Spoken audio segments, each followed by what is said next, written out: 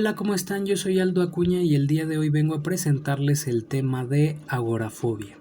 Un tema de suma importancia puesto está causando alerta mundial en la sociedad, puesto que todo este fenómeno del COVID-19 puede ser tendencia a desarrollar este trastorno en algunas personas de la población mundial.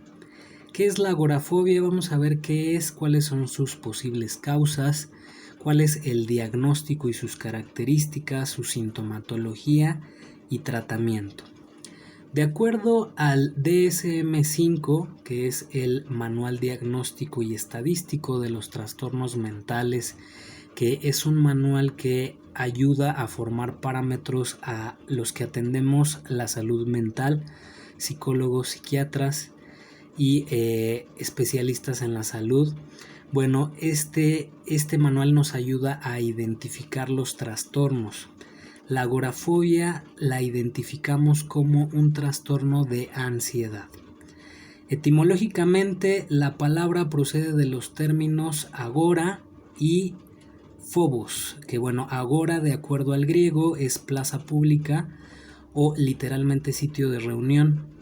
Agora es la forma en que mencionaban a las plazas públicas en Grecia en la antigüedad. Y fobia del griego phobos, que es personificado en el hijo de Ares, Phobos, y se refiere al temor patológico a los espacios abiertos o los lugares públicos. Esto es etimológicamente la agorafobia, temor patológico a los espacios abiertos o los lugares públicos. Posibles causas. ¿Qué pueden ser las posibles causas? El trastorno se genera probablemente por alguna experiencia negativa por parte de la persona quien, al evitar las situaciones parecidas, está desarrollando un mecanismo de aprendizaje que hace permanecer al problema. Entre los factores de riesgos pueden incluir episodios relacionados con intensos niveles de pánico o experimentar eventos estresantes, incluido el abuso sexual o físico durante la infancia. Aquí hago un paréntesis en cuanto a cómo esta situación del confinamiento social que estamos teniendo en la actualidad por el COVID-19 puede estar generando estos factores de riesgo, que puede ser, como dice aquí, episodios relacionados con intensos niveles de pánico o experimentar eventos estresantes.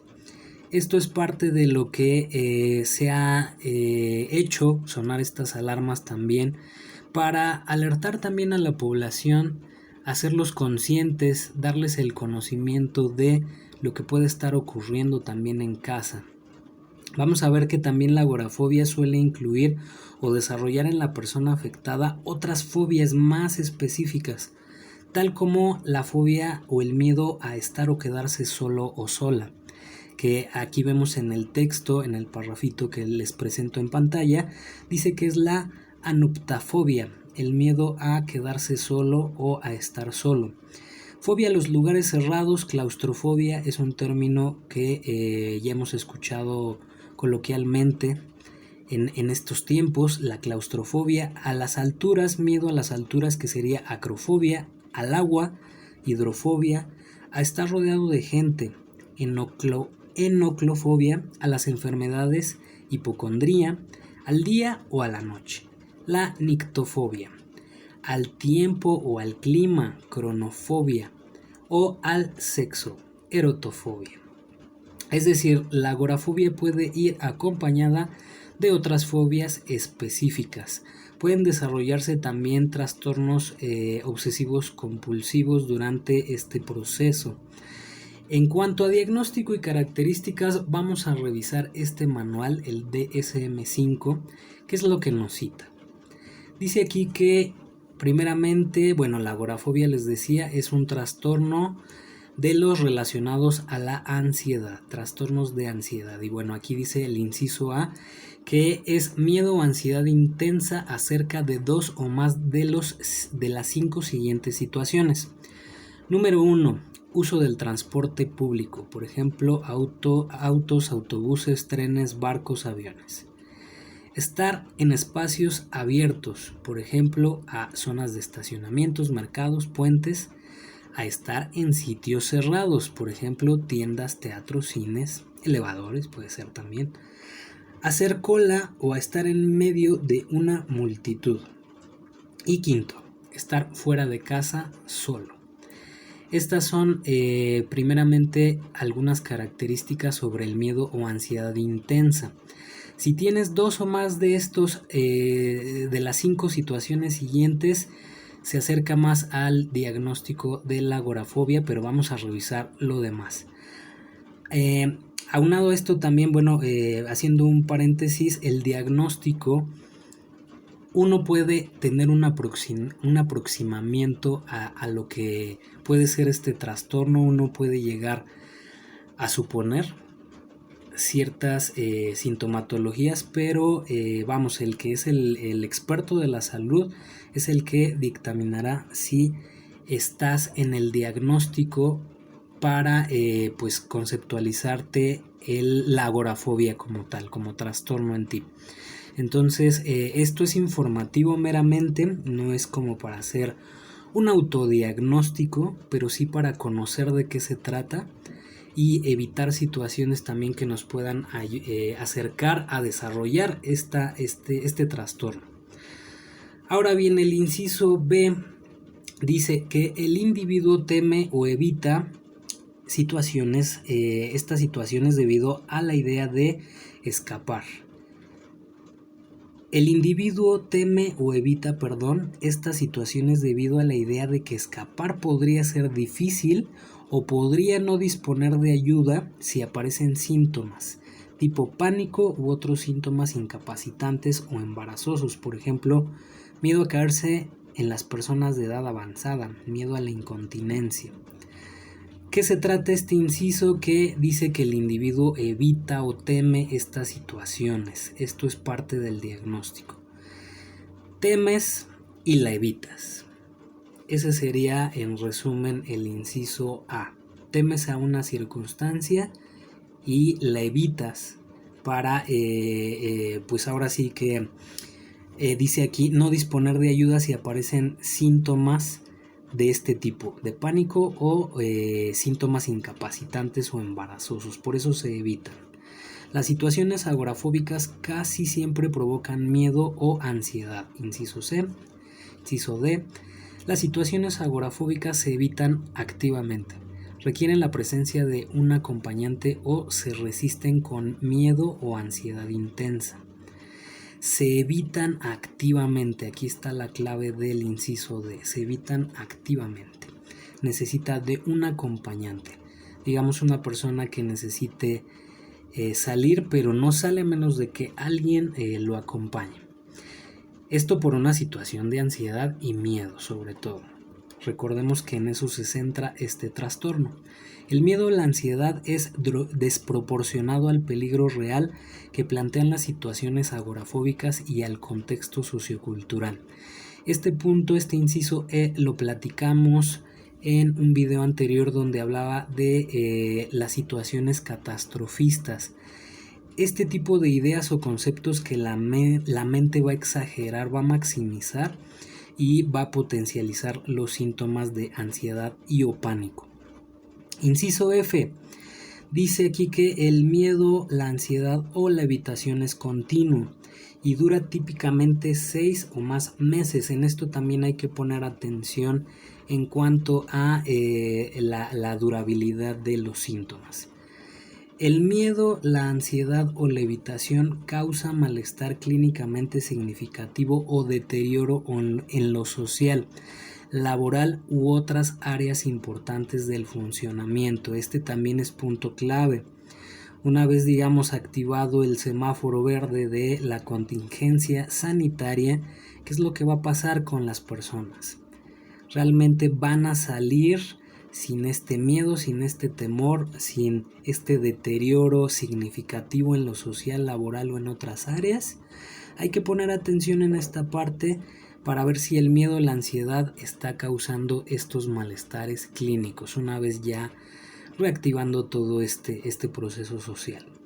Si existe otra afección médica, inciso H nos cita, si existe otra afección médica, Por ejemplo, enfermedad intestinal inflamatoria, enfermedad de Parkinson. El miedo, la ansiedad o la evitación es claramente excesiva. Ahí bueno, en la pantalla, en la parte superior hago este paréntesis nuevamente, esta pausa, dice trastorno de ansiedad generalizada, no es en relación al tema, sino es un título superior del manual, puesto que si le adelanto aquí poquito al manual, comienza la información sobre trastorno de ansiedad generalizada. Pero vamos a ver que en el último inciso, en el inciso H, cerrando ya este paréntesis, dice que también si existe otra afección médica puede desarrollarse también este trastorno. El miedo, la ansiedad o la evitación es claramente excesiva, nos cita este inciso H. Inciso I, y ahora sí que el último, el miedo, la ansiedad o la evitación no se explica mejor por los síntomas de otro trastorno mental. Por ejemplo, los síntomas no se limitan a la fobia específica, a la situación. No implican únicamente situaciones sociales como en el trastorno de ansiedad social y no están exclusivamente relacionados con las obsesiones como el trastorno obsesivo compulsivo. No están exclusivamente relacionadas, repito. Defectos o imperfecciones percibidos en el aspecto físico, como en el trastorno dismórfico corporal. Recuerdo de sucesos traumáticos como en el trastorno de estrés postraumático o miedo a la separación como en el trastorno de ansiedad por separación. En resumen, ¿qué nos cita el inciso I? Que la agorafobia no se explica por los otros síntomas. Como les decía al principio, puede ir acompañado este trastorno de otros más, como recordando un poquito la claustrofobia. Es decir, la agorafobia se puede presentar en cualquier situación, aunque la persona sufra de claustrofobia, puede tener esta ansiedad o pánico o desarrollar la sintomatología que veremos a continuación sin necesidad de que esté en la situación propiamente.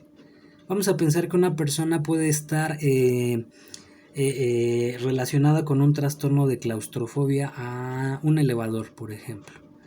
En esa circunstancia es en la única en la que aparecen los síntomas, la ansiedad, el pánico y lo que veremos a continuación. Solo en esa situación quiere decir que esta persona solamente tiene claustrofobia a los elevadores, miedo a estar encerrado en un elevador. No es agorafóbica por el solo hecho de tener claustrofobia. En dado caso, tendría que tener otra sintomatología para relacionarse a este trastorno agorafóbico. Ahora bien, dice aquí la nota, se diagnostica agorafobia independientemente de la presencia de trastorno de pánico. Si la presentación en un individuo cumple los criterios para el trastorno de pánico y agorafobia, se asignarán ambos diagnósticos. Ya hablábamos del trastorno de pánico a través de el manual de autoayuda de la psicóloga Elia Roca, en donde observamos acerca de muchos conceptos como esta idea catastrofista, el círculo del pánico, sintomatología. Bueno, en este manual Elia Roca incluso lo manifiesta que este manual puede ser de ayuda para personas que tienen trastornos de pánico con agorafobia o sin agorafobia. Y esta nota que nos cita el manual, el DSM-5, pues nos lo reafirma. Nos dice que si una persona presenta los síntomas de este trastorno de agorafobia y aparte los de pánico, se asignarán ambos diagnósticos. Va por separado el diagnóstico. Ahora sí vamos a ver la sintomatología. Ya vimos diagnósticos y características de lo que es la agorafobia. Bueno, ahora vamos a ver, déjenme ampliar de una mejor forma. Aquí tenemos mejor en la pantalla. Estos son los síntomas que presenta la agorafobia, muy similares a los del pánico, pero su etiología es distinta. Dice aquí que el síntoma: taquicardia, ráfagas de calor frío, calor, sudor, sofoco, temblores, ahogo o falta de aire, hiperventilación, mareo y vértigo, sensación de irrealidad, dolor u opresión en pecho, astenia, que es la fatiga o cansancio, náuseas, dificultad para tragar, sensaciones extrañas en el estómago, y nos cita como mariposas en el estómago. Bueno, es una sensación extraña, no placentera, como en el enamoramiento, ¿verdad? Que esta idea de las mariposas en el estómago no lo han introyectado de esta forma también, pero se refiere más a sensaciones extrañas en el estómago.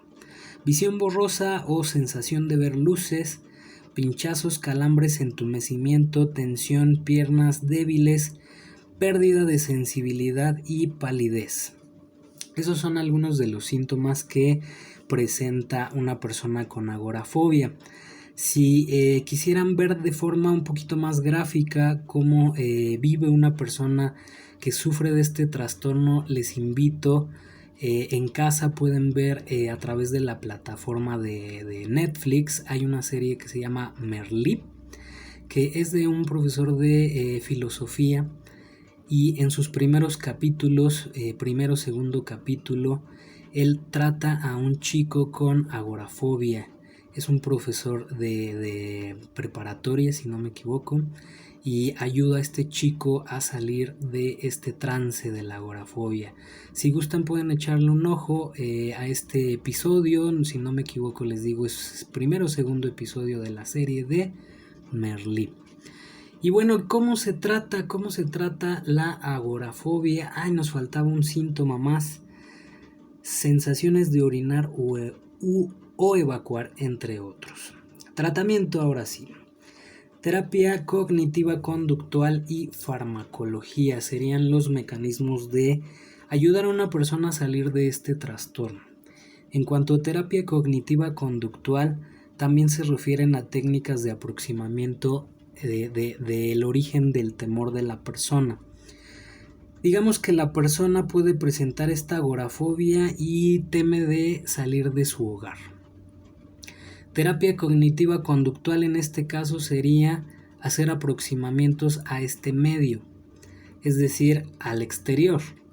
Poco a poco, con ayuda del profesional de la salud, se hacen los aproximamientos con situaciones de seguridad, con situaciones de conocimiento para el paciente, y se ayudan con otras técnicas también, como les platicaba en clase, la técnica de la bolsa de papel para hacer un tipo de hiperventilación que controla pues ahora sí que todo lo que sucede en nuestro torrente sanguíneo, en combinación del oxígeno y otros elementos que circulan, y ayuda a minorar el efecto fisiológico de la agorafobia, esta técnica de la bolsa de papel.